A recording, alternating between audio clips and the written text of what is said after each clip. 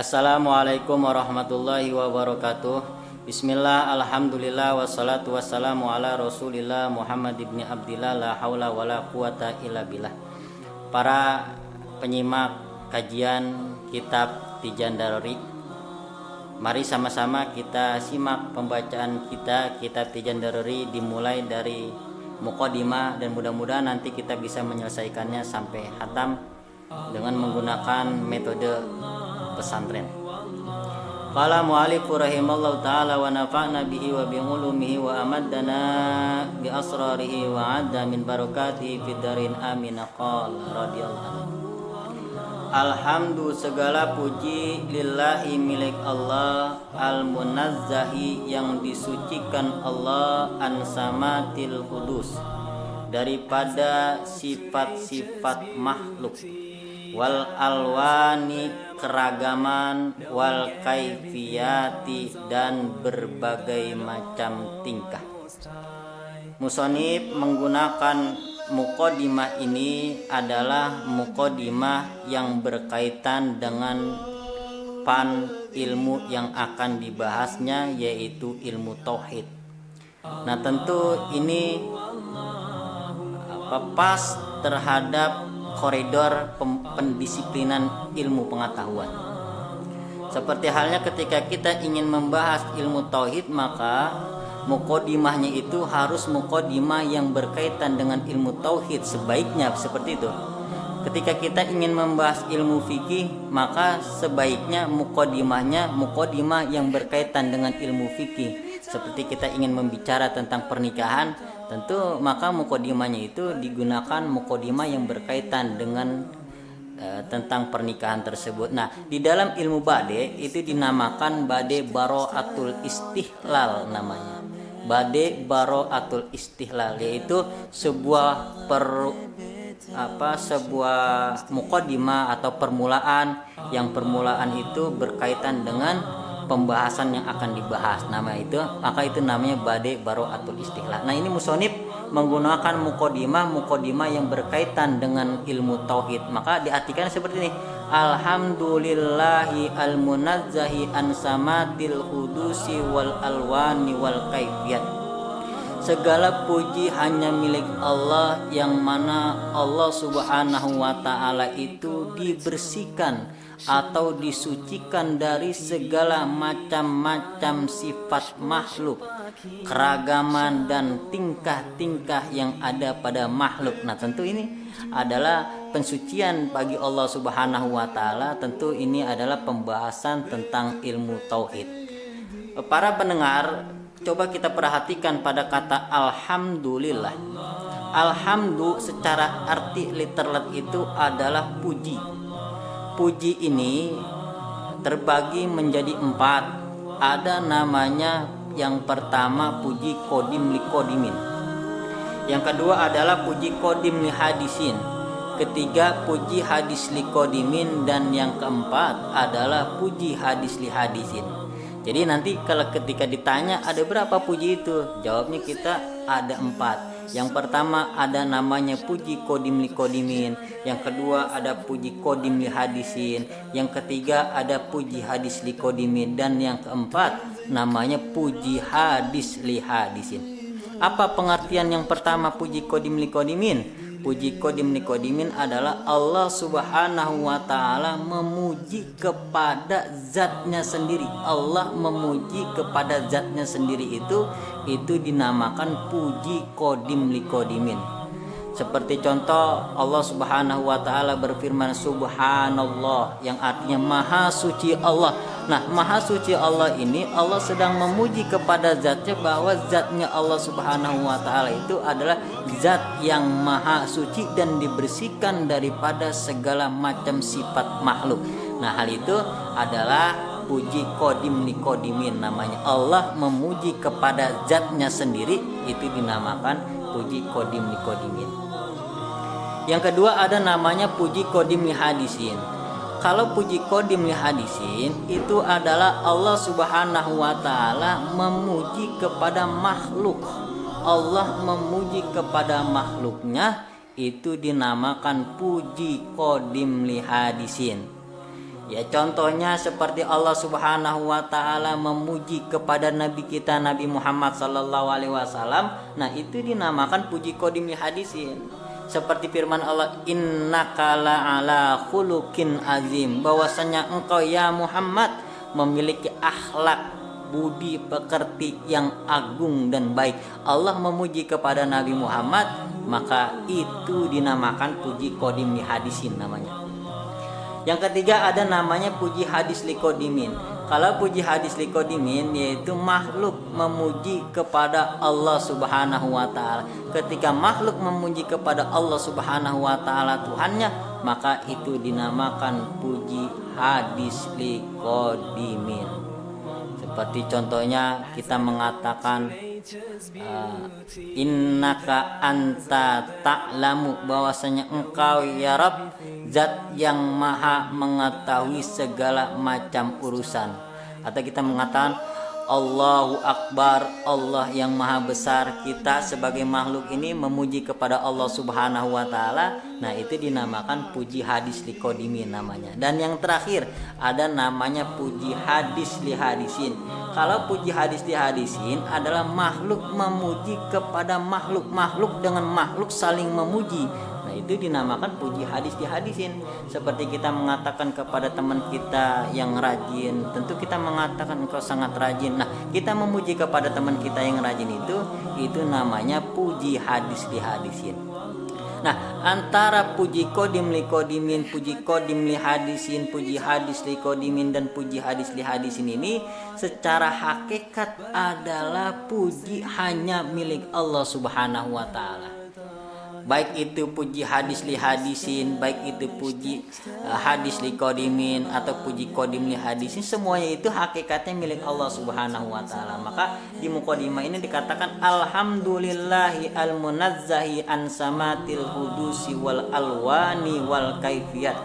Segala puji hanya milik Allah. Nah, bahwasanya puji ini hanya milik Allah. Kita memuji kepada teman kita yang rajin itu pada hakikatnya kita memuji kepada Allah, karena dia adalah makhluk Allah, Allah yang menciptakan, maka kita memuji kepada Allah Subhanahu wa taala yang menciptakan makhluk tersebut. Kita lanjut, wa asyhadu, dan saya bersaksi an la ilaha, bahwasanya tiada Tuhan illa melainkan Allahu Allah, bahwasanya tiada Tuhan selain Allah, al-ghani yang maha kaya, an kulima dari tiap-tiap ma sesuatu siwahu selain Allah Subhanahu wa taala, wal muftakiru butuh ilahi kepada Allah, kullu syai'in setiap-tiap sesuatu, fi sairil awqati pada tiap-tiap waktu-waktunya. Jadi maksudnya saya bersaksi bahwasanya tiada Tuhan selain Allah, yang mana Allah itu memiliki sifat al-ghani yang maha kaya, an kulli ma siwahu selain Allah Subhanahu wa taala itu miskin, butuh kepada Allah, wal muftakiru ilaihi kullu syai'in fi sairil awqat. Wa asyhadu, dan saya bersaksi anna sayyidana, bahwasanya pemimpin kita yakni Muhammadan, Nabi Muhammad, sayyidil makhluqati, yaitu sayyid pemimpin al makhluqati seluruh makhluk. Wassalatu, dan bermula rahmat, wassalamu, dan keselamatan ala Rasulillah, semoga tetap tercurahkan kepada Rasulullah, sahibil haudi yang memiliki al haudi telaga Kautsar, wasyafaati, dan berbagai macam syafaat. Kemudian setelah kita memuji kepada Allah Subhanahu wa taala, dilanjutkan dengan membaca salawat kepada Nabi Muhammad sallallahu alaihi wasallam. Para penyimak sekalian, perlu kita ketahui bahwasanya kata wassalatu itu mengandung berbagai macam makna. Wassalatu adalah artinya salawat, dan salawat ini mengandung arti banyak. Di antaranya ketika kata salawat ini ditalukan kepada Allah Subhanahu wa taala, maka salawat ini memiliki arti rahmat. Kalau Allah yang membaca salawat kepada Nabi Muhammad, maka salawat itu artinya rahmat. Kalau yang membaca salawat itu para malaikat-malaikatnya Allah, maka salawat itu memiliki arti maghfirah, ampunan. Tapi kalau misalkan yang membaca salawat itu selain Allah dan para malaikat-malaikatnya, maka salawat itu memiliki arti ad-du'a, doa. Jadi beda-beda.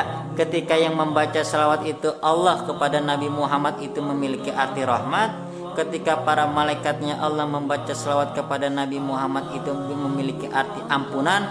Kalau yang membaca salawat itu adalah umat daripada Nabi Muhammad, maka salawat itu memiliki arti doa. Seperti sholat secara logo kan doa. Tetapi kalau secara istilah aqwalun wa af'alun wa muftatahatun bitakbir wa muhtatamatun bitaslim. Baru setiap orang yang sholat berarti dia orang yang sedang berdoa kepada Allah.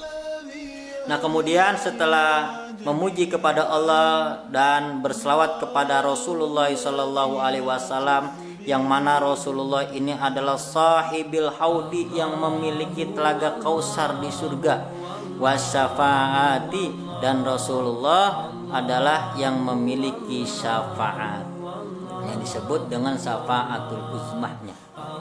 Wa ala alihi, dan atas keluarganya al-mufaddalina yang agung, ala sairil umami, terhadap tiap-tiap umat. Jadi keluarga Nabi Muhammad itu al-mufaddalina ala sairil umam, yang paling agung dan paling utama daripada umat-umat terdahulu.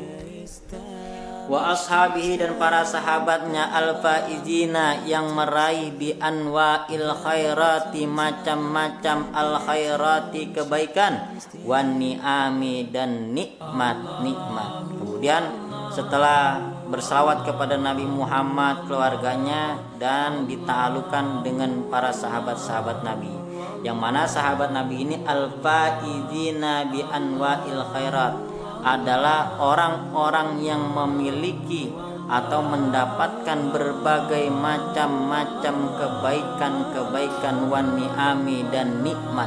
Karena mungkin sahabat Nabi ini adalah orang yang paling dekat dengan Nabi Muhammad dan merasakan hidup bersama Nabi Muhammad. Amma ba'du, sesudahnya membaca alhamdulillah, salawat dan salam kepada Nabi Muhammad.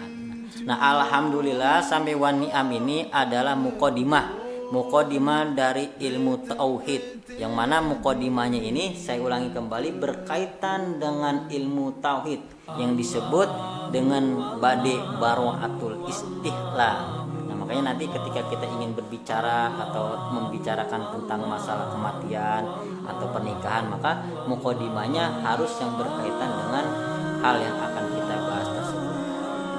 Fahaza, maka bermula ini syarhun, yaitu sebuah penjelasan ala risalatil alamatil bajuri, atas risalahnya al-alamah al-bajuri.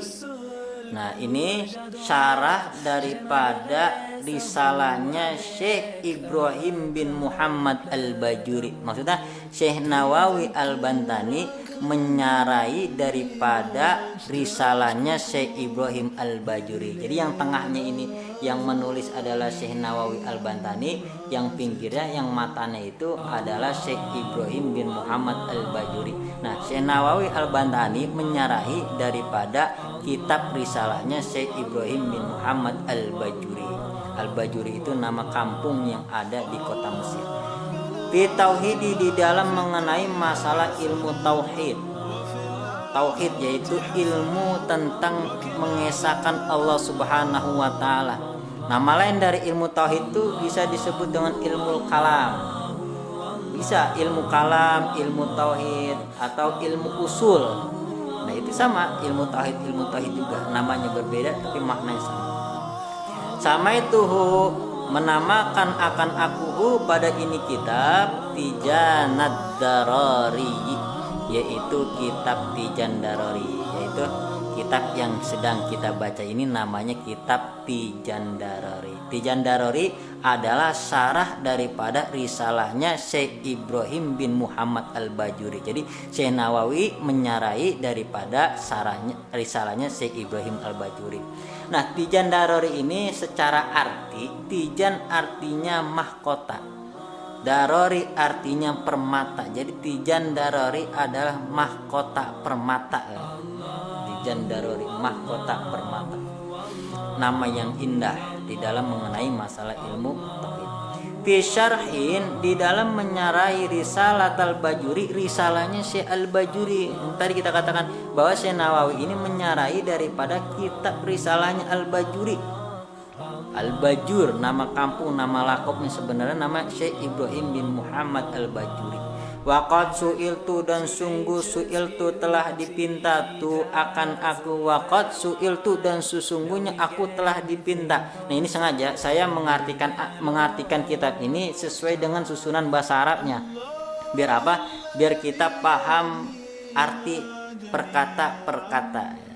Makanya waqad su'iltu, dan sungguh telah dipinta tu akan aku gitu. Kalau waqad su'ilta, kalau su'ilta sesungguhnya telah dipinta, tak kamu. Nah, jadi tu tak itu artinya beda. Kalau tu aku, tak kamu. Waqad su'iltu, dan sungguh telah dipinta akan aku. Kalau su'ilta, waqad su'ilta, dan sungguh telah dipinta kamu, tak kamu, kan beda. Nah, qad ketika masuk kepada fi'il madi, maka qad ini memiliki makna li tahqiq. Tetapi kalau huruf qad masuk kepada fi'il mudhari, maka huruf qad ini mengandung arti li taklil. Tahqiq artinya sesungguhnya, taklil artinya terkadang, maka mengandung arti yang berbeda. Ketika huruf qad itu masuk kepada fi'il madi, maka kita harus mengartikan sesungguhnya. Tetapi kalau huruf qad masuk kepada fi'il mudhari, maka kita artikan terkadang. Waqad yadribu, terkadang memukul. Waqad daraba, sesungguhnya telah memukul. Ini huruf qad adalah ciri daripada fi'il mudhari. Jadi ngartikan waqad su'iltu, dan sesungguhnya telah dipinta akan aku, fihi, di dalam menyarai kitabnya Syekh Ibrahim bin Muhammad al-Bajuri, yaitu Risalatul Bajuri. Maksudnya Risalatul Bajuri itu matannya yang di pinggirnya. Nah, maksudnya Syekh Nawawi al-Bantani ini diminta tolong agar menyarai daripada kitabnya Syekh Ibrahim al-Bajuri, menjelaskan dasar itu. Fihi wa audal barokati, wa auda, dan kembalinya al barokata, keberkahan, min zalika, daripada itu asy-syekh, syekh guru, li kuntuku. Maksudnya wa audal barokati, mudah-mudahan disebabkan saya menyarai daripada syekh kitabnya Syekh Ibrahim al-Bajuri, wa audal barokati, kembali keberkahannya, min zalika syekh, daripada itu Syekh Ibrahim al-Bajuri yang memiliki keberkahan, li untukku, aku pun mendapatkan keberkahan daripada Syekh Ibrahim bin Muhammad al-Bajuri disebabkan aku menyarai kitabnya. Walikulli qari'in, dan untuk setiap-tiap yang membaca kitab ini, wasami'i, dan yang mendengarkannya, wa mutali'i, dan juga yang mempelajari kitab syarah ini. Maksudnya kata Syekh Nawawi al-Bantani, mudah-mudahan saya menyarahi kitabnya Syekh Ibrahim al-Bajuri, Risalatul Bajuri ini, saya mendapatkan keberkahan dari beliau. Dan juga keberkahan ini bukan hanya saja untuk saya, walikulli qari'in, untuk yang membacanya, wasami'in, yang mendengarkannya, wa mutali'in, dan yang mempelajarinya. Baik para penyimak kitab Tijan Darori, mari kita lanjutkan kembali setelah itu daripada pembahasan yang selanjutnya, yaitu mengenai Bismillahirrahmanirrahim.